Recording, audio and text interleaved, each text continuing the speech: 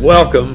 We're going to learn a lot today, and we're going to learn it from Leif Wenar. Leif is American, living in London, went to school in Ohio, is a philosopher, has written a book recently. Blood Oil is the name of it. And I became intrigued with his interpretation, again, from a different direction I come from, geologist, and being in the oil business for, I guess it's 100 years now, I'm not sure, but a long time. And but we want to talk about the oil industry globally is kind of where we want to come from. And you and I came down to one point. It's stupid to buy oil from the enemy. Wasn't that where we were? That's right. Long discussion last night. That's right. Okay. You tell me how you came up on that was a bad idea. Well, let me say first, Boone, how grateful I am to be here on your podcast, which I think is fantastic. And it's true, we come at this from different directions. I mean, you're an outrageously successful oil man, and I grew up in Ohio, and I turned out to be a Harvard-trained philosopher. Yeah, but you know, you've got good oil production in eastern Ohio now. That's right. New production, not the old stuff. And you know what? It could have been that we would be not so far apart. The legend in my family is that when my family came over from Europe, we settled in East Texas, and we had hundreds of thousands of acres of cotton plantation. And the Yankees took that land for taxes after the Civil War, but under that land was later discovered the Spindletop field, which, as you know, was one of the biggest fields when it was first tapped, over 100,000 barrels a day for over a week. Yeah, but Spindletop was kind of, most major oil companies have a field that they're connected to, a big oil field connected to. That one, Spindletop, was kind of the cornerstone for Texaco.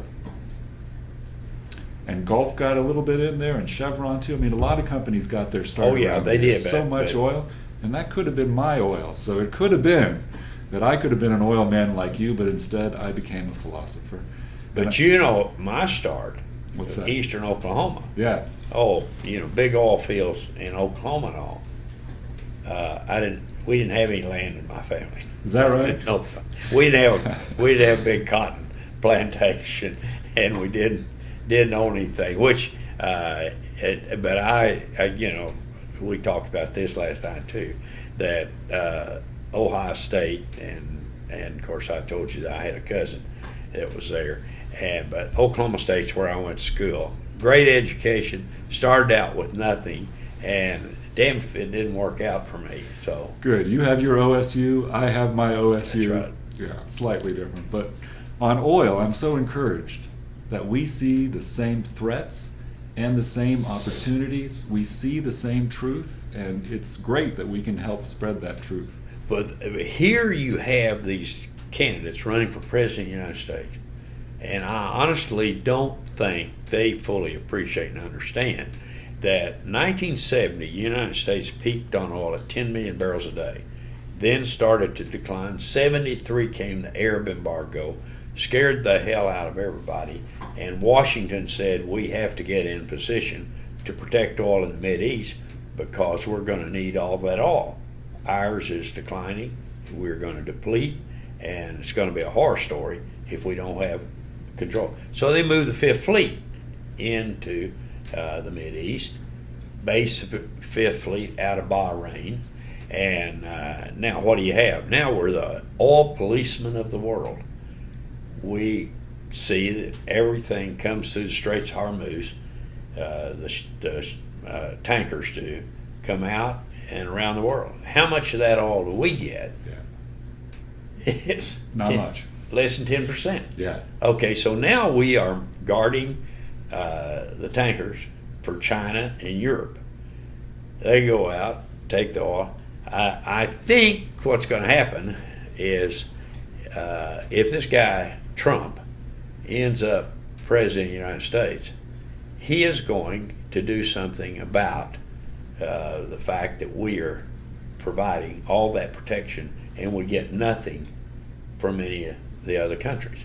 It's just ignored. Now, I was in the Pentagon for a meeting a year or two ago, and I said, why don't you guys charge for what you do over in the Mideast as far as protecting tankers coming past Iran and out the Straits of Hormuz? And they said, what do you have in mind? I said, charge them for that protection. I said, well, you can charge them, they just won't pay you. And so that was the answer I got. And I think that's true. You're going to have to negotiate payment from other countries for what you're doing. But okay, you wrote the book. Good. So let me just say something that chimes into that from the book. I mean, let's think about whether this strategy is working that we've been going with for all this time. So think about where our biggest threats and crises for the United States have come from for the past 40 years. I mean, we remember when the Soviets surged ahead of us in the nuclear arms race.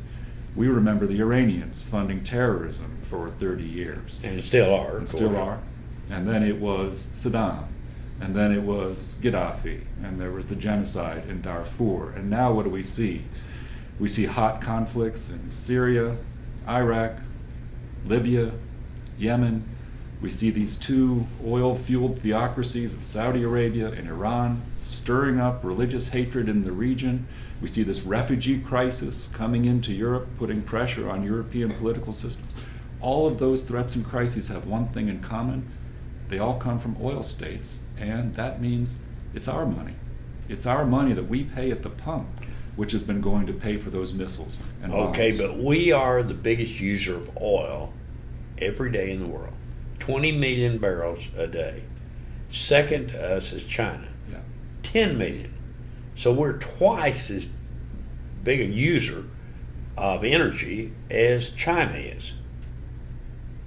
Okay, but once again, we do not get that much oil from the Mideast. That's right. Yeah, and most of the oil, we produce roughly 10 and buy 10. And so we're buying half our oil. Same thing the Chinese are. They use 10, produce 5, buy 5. And so here you've got the United States. Now we have an unbelievable amount of natural gas. Better fuel than gasoline or diesel. It is a better fuel. It's cleaner fuel. It's on the higher end of the hydrocarbons.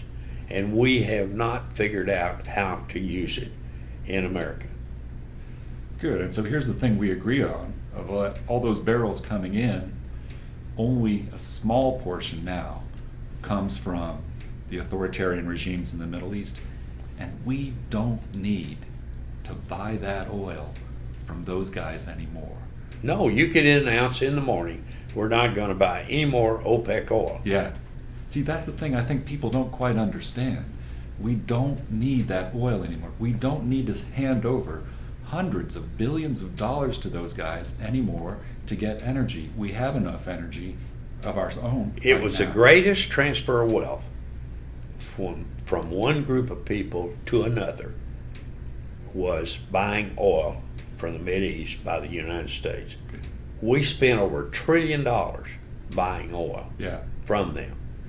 And they're now, they cannot believe that the United States went down to 4 million barrels of production a day and went back up to 9.7, right at 10 million. And we could have gone higher, but the price of oil dropped. That's okay. That's just markets working. I'm not complaining about that. The price will come back up again. But today, there's 93 million barrels of oil used every day in the world. 70% of that goes to transportation fuel. And you have got two candidates, Sanders and Clinton, that say they would cut out all fracking of wells. But they're not open for questions. I'd say, what are you talking about? That of the 93 million barrels, 70% of it goes for transportation fuel. They say they don't want fossil fuels. Well, tell me what you're going to use. What do you have in mind? they have nothing in mind. They don't know what they're talking about. But I'm not sure some of the Republicans are not so sure about energy. They don't realize. But the greatest transfer of wealth occurred when we bought up to 7.4 million barrels of oil a day from OPEC. Good. And so let's think about what happened to our money. So you're a geological scientist, you know about this, and let me just add a political science aspect to this, because when you look at what happens when we send our money over there, oil is power. And in non-democratic countries like in the Middle East, it is absolute power. It comes with no strings attached, it never has to be paid back, and the guys can use it to oppress their own people or spread their ideologies around the world. But you say oil is power, but oil is money. It is. Yeah, you can change it for money. That's right. Yeah. That's the power of oil is the power of money. But in these countries, it comes absolutely unchecked. Now, when we try to check that power from the outside, it's hard. I mean, here we have the United States faced with these guys who are getting all that money from the oil, and we try to control it from the outside. So we have three strategies. And let me just ask, how is it going? We can try to make an alliance with one of these dictators, like with the Shah of Iran, or with Gaddafi, or Saddam, or with the Saudi. How's that going? We can try military, right? Gulf War I, Gulf War II, Libya, put drones. How's that going? We can try sanctions, Iran, Iraq, Russia, Libya, Sudan. How's that going? Well, here's what the CIA director said about how's it's going. A few weeks ago, he stood up in front of Congress and he said, the Middle East is worse than it's been in 50 years, and the region is facing unprecedented bloodshed. We're doing really good. We just can't check the power of oil from the outside. We've got to change our strategy, and I think that means stop buying oil from those guys just because they have control over their country. And we don't need their oil. Exactly. Yeah. And it's not understood in this country. That's right. I hope your book, Blood Oil, is read by everybody, and they understand that this stupid idea of buying oil from the enemy. That's right. I mean, we need to think that the next time we go to the pump, we might be sending money to people who consider us to be enemies, and we might be helping the spread of ideologies that are hostile to our way of life. We don't have to do that anymore. No, but your politicians have to get informed. Yeah. See, the thing is, they always look at the short term. And the short term, it's always easiest to do business as usual.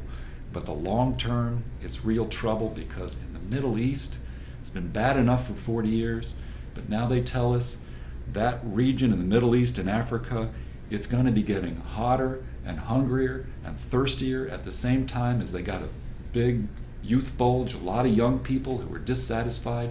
It's going to get more and more unstable. For the sake of our own energy security, national security, we've got to stop sending our money to that region in exchange. Exactly. I couldn't agree with you more. Great. Okay, we've pretty well analyzed the problem. A problem well analyzed is a problem half solved. That's right. Okay, now, give me, if we're in the middle of this election, and but tell me what you, if you were advising any of these candidates or all these candidates on energy, tell me what you would tell them. Well, you got the Pickens plan, and I've got the Wenar plan. It's a 3-point plan, but I'll tell you, if we do point one, then I'll be pretty happy. Point one is just for us to pass a law saying that peacefully, responsibly, gradually, we are going to taper off oil imports from all authoritarian countries. The United States doesn't need that oil anymore. We got to get out of business with You know, if you did that, you know what would happen? Man, you would turn everything upside down around the world, which I'm a change advocate. Yeah. So I'd love it. Look, why don't we look after our own interests while we're doing the right thing? The United States of America could do the right thing, stand up for our own principles, say we don't believe we should be in business with these guys, and lead the world once again because we're standing up for our principles. If we were people of integrity, our ideas could help to change the world. Okay, you said something that triggered. I don't do anything that's not in my own best interest. Does that sound selfish to you? In this case, interest and principles line up, No. as they often do. But why would I ever do anything that was not in my own best interest? Why would I go out and do something that was against my own best interest? Well, in this case, you don't have to. I know, but it's a tricky statement, but when thought out, of course you would. What's in your best interest is in the best interest of your family, of you, Good. of your friends, everybody else. So it's And your country. in your country, all right? That's right. So your best interest, the country's best interest in this case, is the same as standing up for its principles and saying, we don't believe we're going to be in business with these guys anymore just because they keep control of their country.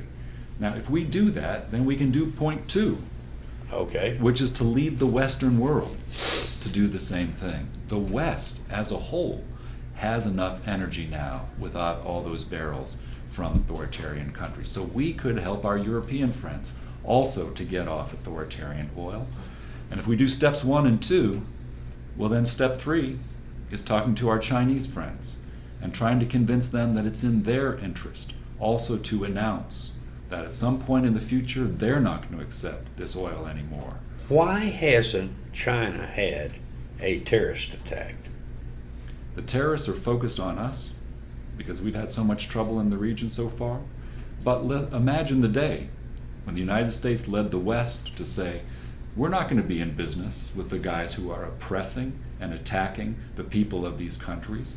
We're going to stand on the side of those people for a while. We've got our own energy. If the Chinese want to buy it, well then they'll become dependent for their energy imports on this increasingly unstable region of the world. We can just ask the Chinese, do you really want to buy oil from ISIS 2.0? That's not a recipe for security of Chinese energy. For their own interest, they should also see that the future needs to be different. But they have to have oil. We have oil. Yeah, They buy oil, yeah, and they're going to buy more oil. that's right. So, but we can announce in the morning. But then you put together Mexico, the United States, and Canada Yeah. under a NAFTA. Already, that NAFTA is set up. It could come in under NAFTA, and there is a complete security, energy security for North America. And if we did that, that would be enough to It change would the be. world. You're exactly right. That's the leadership we need. We need a leader to stand up and say, we've done this long enough. We've seen bad results from the old way of business long enough. We got to change. We got to stand up for our principles. Get out of business with these guys. That's right. Yeah, got to get out of business. Well, if they left it up to us, it would be easy. People that look at my podcast are going to like today, and they're going to enjoy it knowing you. And I'm hoping they're going to buy your book. Thanks so much, Boone. Sure. I'm glad we see the same things from different angles, and it's been an absolute pleasure working with you. You're living in London, but you don't have the accent. You've got to develop that, because it's hard to sell you from London with that Ohio accent. You know how stupid it sounds when a boy from Ohio tries to talk like someone from London? All right. Well, thank you. It was a great interview. It's a great pleasure.